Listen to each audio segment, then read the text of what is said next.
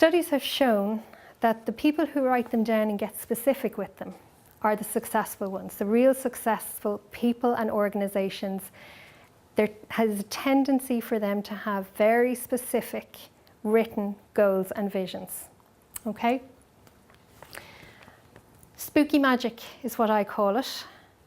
And I do that so I can see all the skeptic heads in the room going, right, what?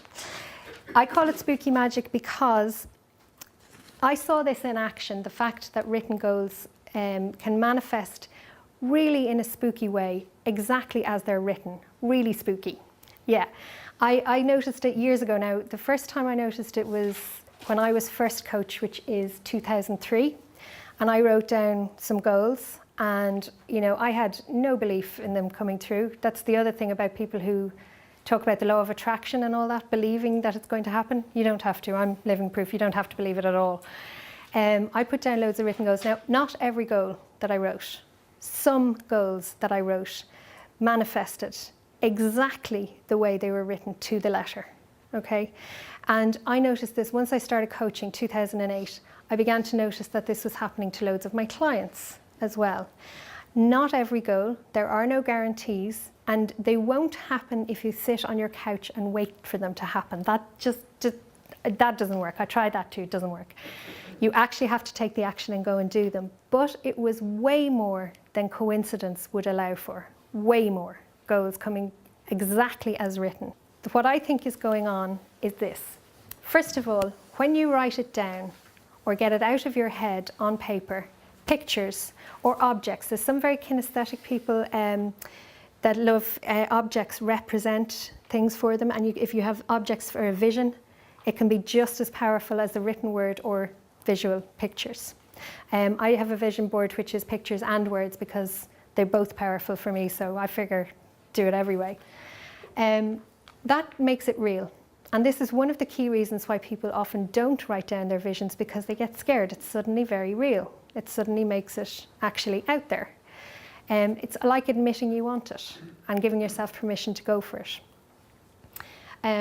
That's one of the reasons it works. The second one is that we filter for information. So we have 5 senses. They reckon that we are conscious of maybe 10% of the information that comes in through our senses. So 90% of it passes us by.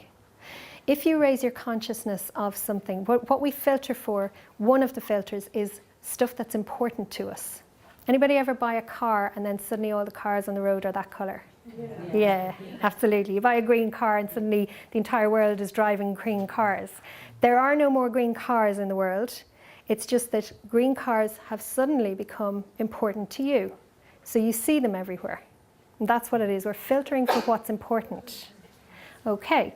And what happens when you have a written vision and you have got it really clear for yourself so you know what's important to you, you will filter automatically for information and opportunities related to that vision.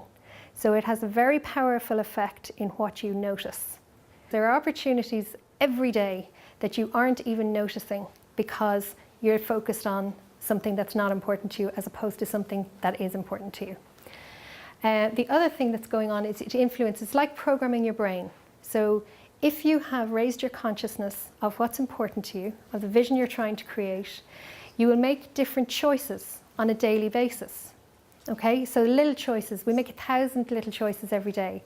So supposing you have half an hour free, and before you did your vision, you might spend half an hour playing a computer game and spend that time, you know, doing nothing productive.